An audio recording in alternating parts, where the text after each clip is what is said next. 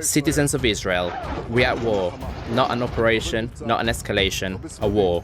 Baturage ba Israeli turi mu ntambara, ntabwo ari operation, ntabwo ari amakimbirane n'umwuka mubi, turi mu ntambara.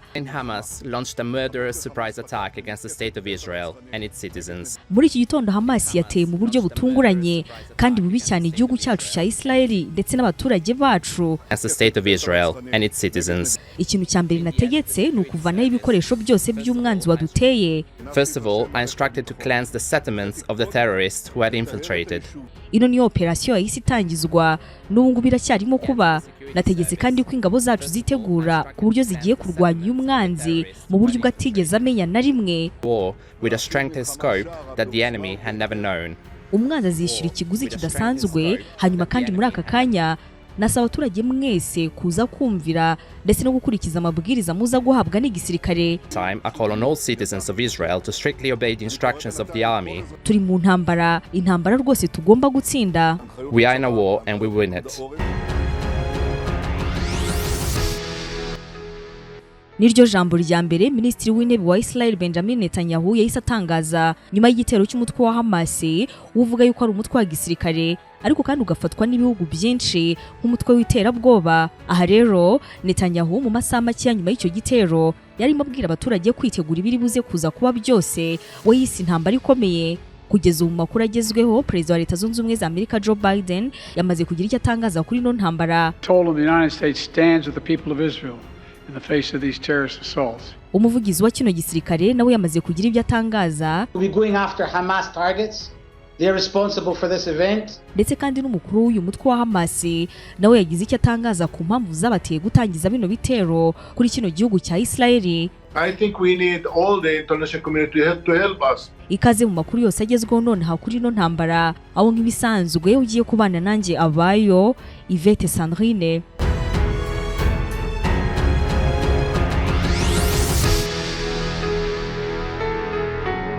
Ku munsi wo kuwa gatandatu ibingibi byose nibwo byatangiye. Militaries taken by surprise by Hamas, a militant group kept the... Mu buryo bigaragara yuko bwabayemo kwitonda cyane ndetse no gutegura gahunda zabo neza. Aba bateye Israel bo muri Palestina batari na benshi kuko abaciye kuri runo ruzitiro gusa babarirwaga hagati ya 40 na 80 bakoze ibidasanzwe maze bambuka umupaka usanzwe urinzwe cyane hagati ya Israel ndetse na Gaza ya Palestine.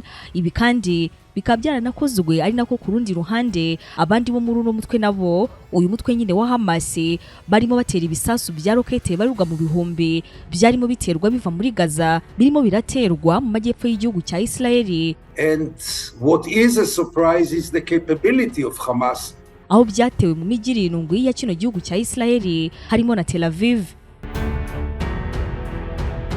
Mu busanzwe aba bagabo bakoze bino bitero nta nubwo ari benshi cyane kuko barirwa hagati ya 200 ndetse na 300. Mu busanzwe kino gitero ntabwo cyari kitezwe na busa kuko ari hashize igihe hari umwuka mwiza ugereranyije n'imyaka yabanje ndetse hari umutekano cyane ko bino bitero byabereye ari ahantu hasanzwe harinzwe cyane ku butaka ku ruzitiro rw'uno mupaka. Bano barwanyi ba Hamas baciye hano ku ruzitiro anga baciye n'ahantu hasanzwe harangwa n'umutekano bikomeye ndetse hagaragara za kamera. Hari kandi ibyuma byo ku butaka bitahura yuko ibikorwa runaka birimo birahabera ndetse hano hakaba n'amaronda ahoraho ya gisirikare. Uru ruzitiro kandi rukaba runariho uburinzi bw'insinga z'amashanyarazi. Hano hantu hakaba hafatwa nka bariyeri ikomeye yari isanzwe ifite akazi gakomeye mu kurinda amakimbirane hagati y'impande zombi. Nyamara ariko bino byose ntabwo byabujije no mutwe wa Hamas kuwa gatandatu kuhaca, aho bamwe muri hano barimo barahasenya bavugaga ijambo rizwi cyane kuri bo ari ryo Allahu Akbar. Aho bano bakoresheje imodoka ya tingatinga maze basenya binjira ari nako baca kuri no ruzitiro rw'amashanyarazi maze binjira muri Israel. Ubwo kandi ku rundi ruhande ntabwo ari bino gusa kuko izindi ngabo za Hamas nazo zaje zinjira muri kino gihugu zinyuze mu nyanja ndetse no mu bikoresho bya siporo. Ibi ngibi bisanzwe bikoreshwa mu kumanukirwaho uvuye mu kirere, bya bindi bisanzwe biteye nk'umutaka. Ni ibintu rero byatunguye cyane Israel kuko yari kiri mu minsi imwe n'imwe yaho ikomeye abayahudi benshi bizihiza. Ikindi kandi kino gihugu gisanzwe kizwiho ubutasi bukomeye guterwa bitunguranye gutya. Ni ibintu byerekanye yuko Hamas yakoranye kino gitero ukwigengesera kudasanzwe mu by'umutekano ujyanye n'imikorere ku ruhande rwayo. Nanone kandi ikindi kiranga kitakwibagirana n'uburyo kino gitero cyabaye ku isabukuru y'imyaka 50 ishize habaye n'ubundi ikindi gitero cyatunguranye cyabaye gikozwe n'abanzi ba Israeli abo nyine b'icyo gihe ni intambara yiswe Yom Kippur yo mu mwaka w'1973 nayo yabaye mu kwezi kwa 10. Muri no video hagaragara bamwe mu baturage ba Israeli barimo barabyina batazi bigiye kuba. Gather young people from across Israel, a carefree crowd. They have no idea of the horror about to erupt. Gusa nyuma y'iminota mike cyane bagaragaye biruka barimo bararaswaho bikomeye. Images posted on social media show people running for their lives. Abandi basore bo mutwe wa Hamas aha bagaragaye batwara bamwe mu banya-Israeli nk'imbohe. Aba nabo batakamba bati mutatwica. Uyu mukobwa uri kuri moto utwawe nk'imbohe abarimo aragenda avuga ati nimuze kunyica. Don't kill me, she pleads. Hirya uyu nguyu ugaragara n'umukunzi we. Noah Agamani and her boyfriend Avinatan are both taken captive. Uyu nguyu n'umubyeyi w'uno mukobwa, uyu mukobwa akaba yitwa Noah. Uyu mubyeyi wati I asked to see the video. Nasabye yuko banyereka video maze kuyibona mbona niwe n'umukobwa wanjye. And then I saw that it was definitely her. Nahoraga murinda ariko kuri no nshuro ntabwo byakunze. Yari afite ubwoba bwinshi cyane. She was so scared, so frightened. Uyu nawe yitwa Shan n'undi mukobwa watwawe ubujyago wavanywe kuri kino gitaramo. Also taken from the festival, Shani Luke, a tattoo artist from Germany. Abo muryango we n'agahinda kenshi bavugaga bati n'umwana wacu. I ask you to send us any help or news. Uyu nawe yitwa Jack yaburiwe irengero aho nawe yasanzwe muri kino gitaramo. Jake Marlowe's family and friends are also desperate for news. Mu nzira ugana aho bino birori byari byabereye nuko nguko hameze. On the road next to where the festival was taking place, the aftermath. Abari bari muri zino modoka ni inkuru zabasha kumvikana cyane ko kugeza ubu hamaze kubarwa barenga 1000 bamaze gutangaza yuko bishwe ndetse biranavugwa yuko ino mibare ishobora gukomeza kwiyongera. Uyu ni umunyamakuru wigenga muri Israel yitwa Gideon Levy ati I don't remember Tel Aviv in this situation for many years. I just ntabwo nibuka Tel Aviv iri mu bihirimo kuri ubu rwose yarashize igihe kinini cyane ibintu byose birafunzwe kuri ubu amaresitora amakafe byose byahagaze. Restaurants, cafes, everything is locked down. Ikindi kandi hari ubwoba bwinshi ko ibingibi biri buze kuza kwiyongera. Of surprise, of shock and of fear from what is still expected to happen. Ati of Israeli arrogance, of the feeling that Israel can do whatever it wants. Abanya-Israeli bishyizemo yuko ntacyo batakora ariko ntabwo ari byo. Ubu bwemezi bwabo ntabwo bukwiye na gato kuko ibingibi ni umujinya mwinshi ku banya-Palestine kandi abantu babasha kubumva. Israel ntabwo ijya yumva yuko yakosheje habe na gato. Ibintu byose yakoze nta na kimwe ijya yumva yuko ari ikosa kandi nanone ikanashyigirwa cyane n'ibihugu byo mu burengerazuba bw'isi. Israel nayo igakomeza kwiyemera. The arrest for the attacks, for the killings of innocent civilians in the West Bank. Gideon Levy agaruka kuri bino bitero bya ino ntambara ati twese tuzi ubushobozi bwa Shin Bet urwego rw'ubutasi rwa Israel ubu ngubu bukorera imbere mu gihugu. Tuzi kandi ubushobozi bwa Mossad urwego rw'ubutasi bwo mu mahanga bwa Israel yewe tuzi n'ubushobozi bwose bw'igisirikare cya Israel. Mu by'ukuri rero biteye kumirwa ukuntu nta n'umwe muri bo wabashije kubona yuko kino gitero cyari kiri hafi kuba. Biranatangaje cyane yewe niba bari babizi kuba barananiwe kugira icyo babikoraho.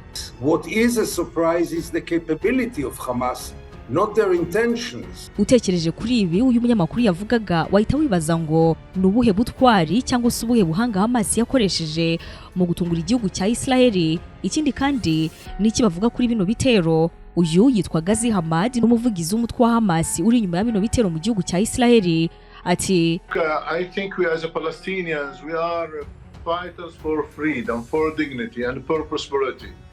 Twebwe nk'abanya-Palestina icyo turimo kurwanira ni ubwisanzure n'icyubahiro ndetse n'ubuzima bwiza muri rusange nicyo turimo kurwanira nta kindi.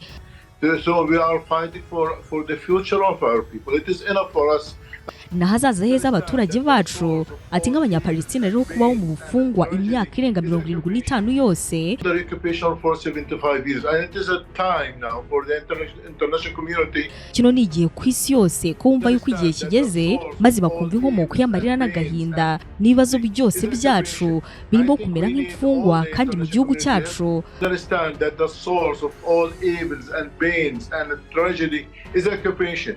Ndatekereza yuko ahubwo twakabaye dufashanya n'ibihugu mpuzamahanga byose bikatwumva tukareka gukomeza kubaho nk'abafunzwe ahubwo tugasubizwa ibyacu. To help us to end this occupation and to give the Palestinian to establish their state. Rero tuzishyura ikiguzi cyose birumvikana. Ikindi kandi ntabwo dutinya Israel na gato. Ubu ngubu bari muri Gaza baduteye, barimo barica abaturage bacu, barimo barasenya inyubako byose bishe, nta na kimwe Israel itarimo kwangiza. In Gaza they are killing, they are destroying buildings and towers. Uyu munyamakuru waganiraga n'umuvugizi w'umutwe wa Hamas ati, "Have a situation where Palestinian gunmen are apparently roaming the streets." Ariko hari amavideo yerekana abanya-Israel batwarwa bunyago baterwaho ibisasu kandi ari abasivile. Ibi ngibi wabibonera ubusobanuro. There's no justification for that, is there? Gazi Hamad ati, We have about 200 people were killed. Ariko kuki barimo kwita gusa ku buzima bw'abanya-Israel ukubera iki batarimo kwita ku bw'abanya-Palestine? Abantu bamaze kwicirwa muri Gaza ku bw'ibisasu by'abanya-Israel 99% n'abaturage kandi b'abasivile. 99% of them are civilian, children and women, and in the last 10 years abagore n'abana, abakecuru n'abasaza. Hanyuma kandi mu myaka itarenga 10 ishize abanya-Palestina barenga 10,000 barishwe hano muri Gaza. More than 10,000 people, Palestinians were killed here in Gaza, and most of them are civilians. Kandi bino byose byakozwe n'abanya-Israel, abo bose bari abasivile. Yakomeje agira ati, twebwe tugendera ku mategeko ya Islam, ntabwo rero tugambiriye kwica abasivile, ariko iyi ngiyi ni intambara. Kandi Israel yatweretse neza yuko irimo gutwara ibintu. Aba baturage bacu se bo ntabwo ari abantu. Kuki urimo kwita ku banya-Israel gusa? Ntabwo abacu bari abantu, ntabwo ari abantu. Take care about the Palestinians. No one take care every day. That you know that since the beginning of this year. Twiteguye intambara cyane rwose kuko ubuzima bwacu n'ubundi bwahoze ari intambara.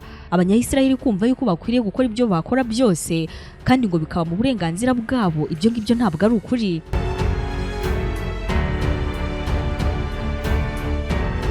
Abandi basesenguzi kandi bavuga yuko bitangaje cyane kuba igihugu nka Israel kimwe mu bifatwa nk'ibyambere bifite inzego z'ubutasi zagutse kandi zikomeye cyane. Ibyo biniyongeraho yuko zishyirwamo amafaranga menshi cyaterwaho bino bisasu. Bati ntabwo ari ibintu bisanzwe. Iki gihugu cya Israel niba utabizi gifite abantu bagiye amakuru bamaniko ku mitwe y'abanya-Palestina benshi, ndetse ntabwo ari hano gusa no muri Liban na Syria n'ahandi. Mu gihe cyashize Israel yagiye ikora ibitero byakozwe mu gihe cyanyacyo kandi bitunguranye, maze irica abantu bakomeye b'intagondwa kubera gusa yabaga izi neza ibyo bagiye gukora bitari mu nyungu za kino gihugu. Rimwe na rimwe kandi Israel yagiye ikora ibitero yakoresheje indege zitarimo abapilote zizwi nka drone, bamanika bayo bakanakora akazi gakomeye, bakanashyira ibyuma bishyirwa ku modoka cyangwa se ku bindi bice kugira ngo bibashe kumenyekana aho biherereye bizwi nka GPS. Aho ndetse rimwe na rimwe Israel yagiye inakoresha telefone ngendanwa ziturika nk'ibisasu. Biranashoboka yuko rero hano ari uburakari bwose bwa Israel burimo burava kutabasha kwiyumvisha neza uko bino byagenze ngo maze ntibibashe guhagarikwa. Uyu ni Lieutenant Colonel Richard H, umuvugizi w'igisirikare cya Israel, ati, where Hamas basically unleashed a combined offensive on Israel with a massive salvo of rockets. Ibyabaye ntabwo ari ibintu bisanzwe.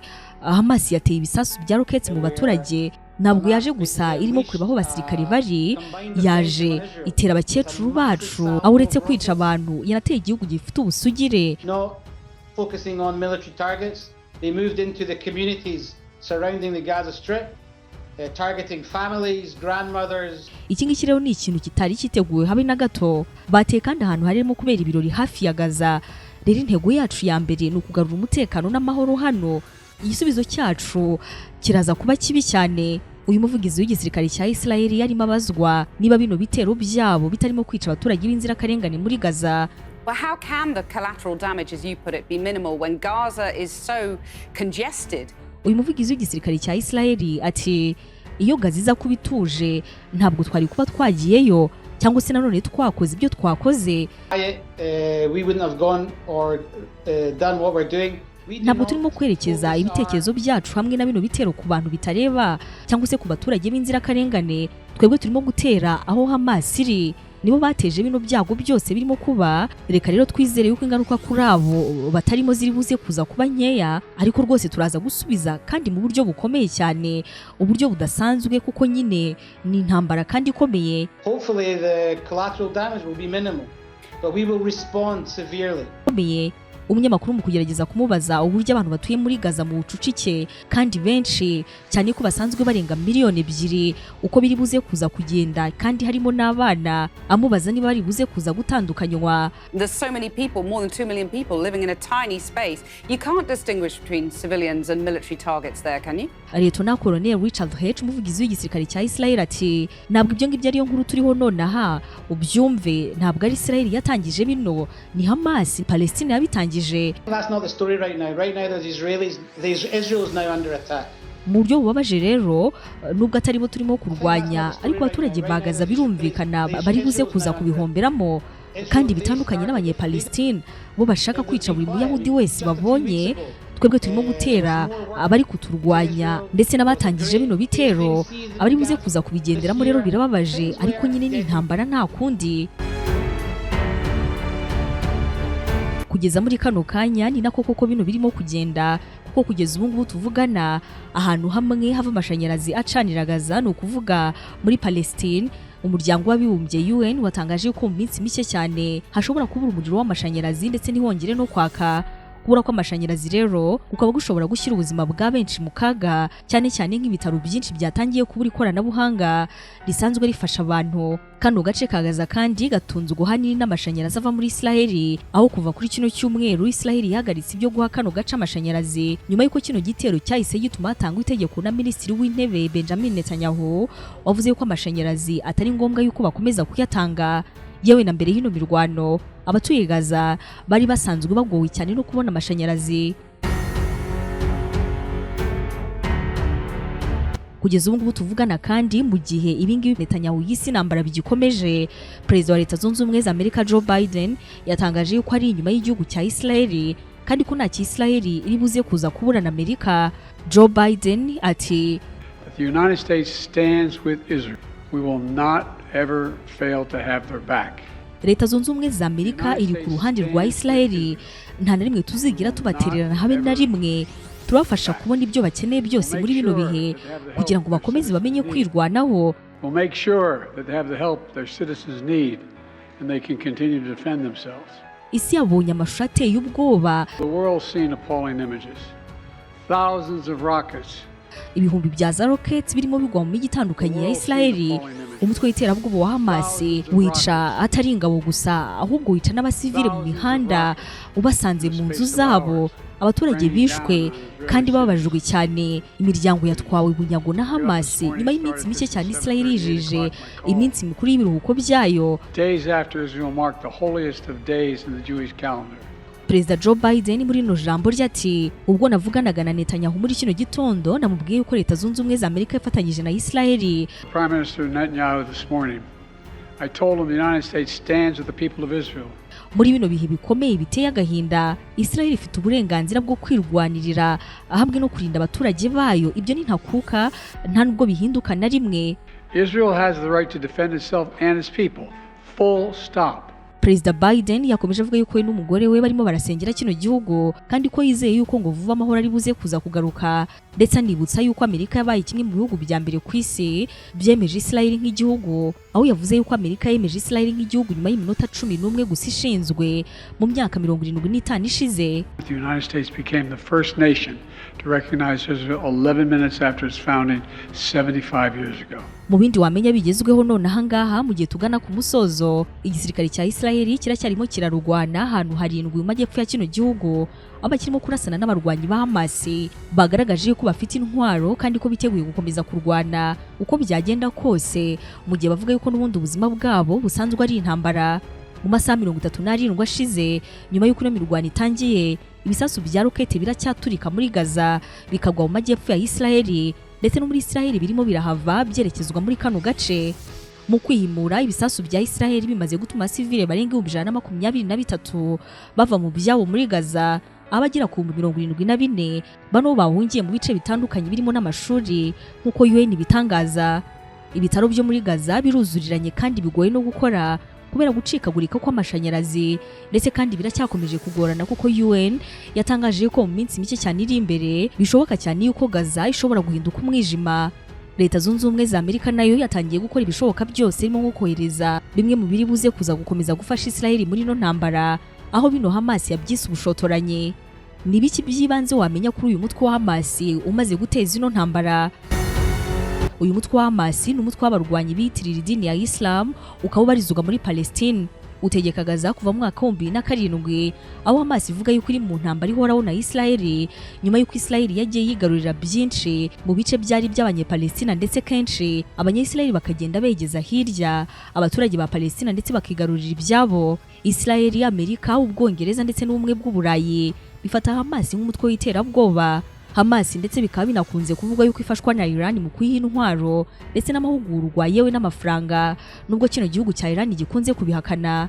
Uyu mutwe wa Hamas kandi uvuga yuko haranira kurwanya akarengane ku banyapalestine, akarengane ko kuba Israel ikomeza kwigarura ubutaka bwa Palestina, kandi bikaba ari ibintu byakomeje kubaho kuva mu myaka myinshi ishize. Amahanga agakomeza kurebera, ahubwo akanarenga akajya ku gice cya Israel agakomeza kucyita inshuti zabo, kandi nyamara bizwi mu myaka ya kera yuko hano nyine hawuze ari ubutaka bwa Palestine, kandi abanyayisrael bakaba barahaje basa nk'abaje kubanyaga. Nguyu umusozo w'amakuru agezweho muri kano kanya, ariko kandi birumvikana hari byinshi cyane biri buze kuza gukomeza kuba. Ayo makuru yose nta kabuza uri buze kuza gukomeza kuyasanga hano, aho ndetse ariko turi bunaze kuza gukora ikiganiro kiza kureba kandi kikanibaza ubundi ano makimbirane mu buryo bw'incamake hagati ya Israel ndetse na Palestine ni gute yatangiye. Wakoze cyane kubana natwe kuri ano makuru agezweho hagati ya Palestina, Hamas ndetse na Israel. Turaza gukomeza kurebera hamwe n'ibindi byose uko biri buze kuza gukomeza gukurikirana. Ibisanzwe wari kumwe nanjye abayo Yvette Sandrine.